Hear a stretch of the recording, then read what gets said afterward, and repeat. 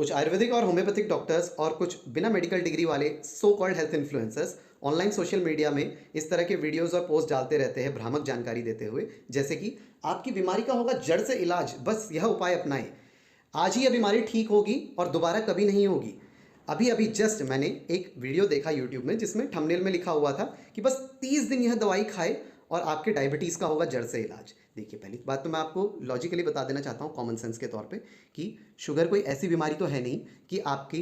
कुछ कीटाणु अब शरीर में चले गए हैं, कोई बैक्टीरियल या वायरल इन्फेक्शन हो गया है जिसके लिए आपको हफ्ते महीने भर दवा खाएंगे और हमेशा के लिए ठीक हो जाएगा, दोबारा भी नहीं होगा। नो, शुगर जो है वो अपने आप में एक जटिल बीमारी, एक क्रॉनिक डिसीज़ है जो कि आपके लाइफस्टाइल प्रॉब्लम के चलते हुई है।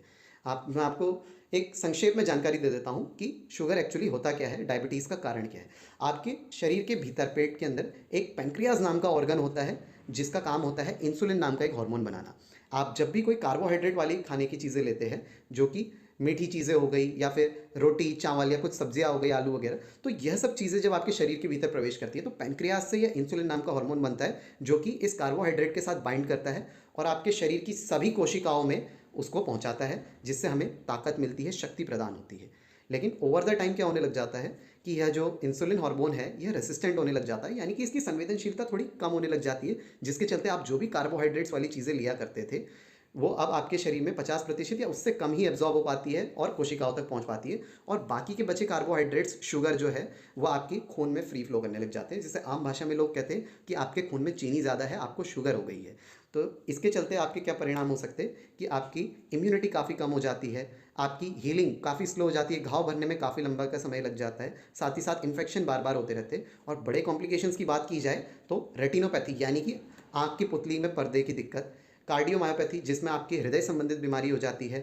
नेफ्रोपैथी किडनी संबंधित, किडनी फेलियर सीकेडी की प्रॉब्लम हो जाती है। ये कई सारी दिक्कतें हैं जो कि आपके अनकंट्रोल्ड शुगर कई सालों से है, उसके चलते आपके शरीर में देखी जा सकती है। अब फर्स्ट थिंग्स फर्स्ट, आप हमेशा अपनी एक HbA1c जांच करवाएं, क्योंकि इस जांच के जरिए आपको काफ़ी चीज़ें पता चल जाती है कि आपका शुगर कितना अच्छा कंट्रोल में है। आप जो दवाइयाँ ले रहे हैं, आपका जो डाइट है, आपका जो लाइफस्टाइल है, उन सब के मिले जुले प्रभाव से आपके शरीर में शुगर, डायबिटीज़ को आपने कितना अच्छा कंट्रोल किया है, यह चीज़ पता चल जाती है। और इसके चलते अगर आपको कोई दुष्परिणाम हो गए तो उनका तुरंत इलाज भी लिया जा सकता है। और प्लीज़ मेरी आपसे यही गुजारिश रहेगी कि आप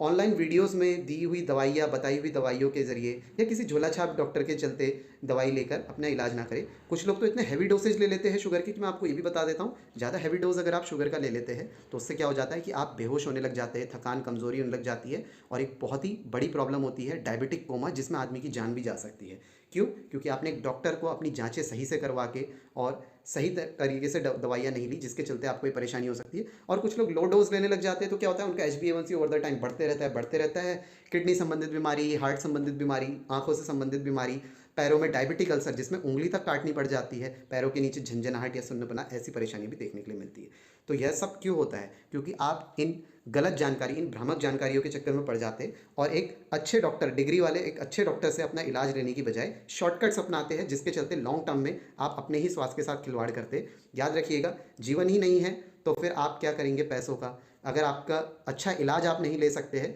तो आपकी क्वालिटी ऑफ लाइफ इतनी कम हो जाएगी कि आपको उससे कई परेशानियां हो सकती है। अब मैं आपको एक और चीज़ बता देना चाहता हूँ कि इसी तरह के कई बीमारियों के बारे में भ्रामक जानकारियां फैलाई जाती है, टॉल फॉल्स क्लेम्स किए जाते हैं कि आपका कैंसर रिवर्स कर देंगे दवाइयों के जरिए। नो, आपको कैंसर के लिए कीमोथेरेपी लेनी पड़ती है। क्यों? क्योंकि अगर वो कैंसर मैलिग्नेंट टाइप का हुआ तो वो आपके पूरे बॉडी में फैल जाएगा, और अगर कीमो ले लेते हैं तो मोस्ट प्रोबेबली आपकी लाइफ प्रोलॉन्ग ही करेगा। तो इसी तरह की कई सारी बीमारियां होती है जिनके बारे में आपको भ्रामक जानकारियाँ,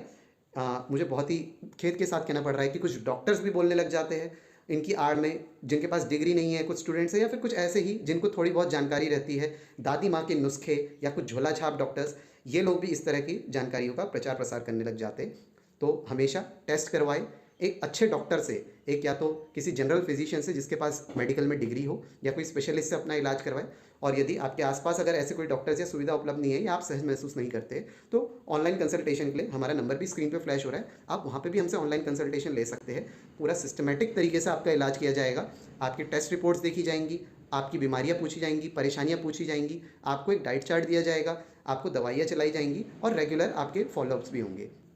तो मैं डॉक्टर पीयूष कुलारा आज इसी जन जागरूकता के चलते यह वीडियो आपके सामने प्रस्तुत कर रहा हूँ, और अगले वीडियो में आपसे फिर मुलाकात होगी एक नए टॉपिक के साथ। तब तक आप हमारे चैनल को सब्सक्राइब करके बाकी वीडियोज़ का भी आनंद उठाएं। तो मैं अब आपसे विदा लेता हूँ। नमस्कार।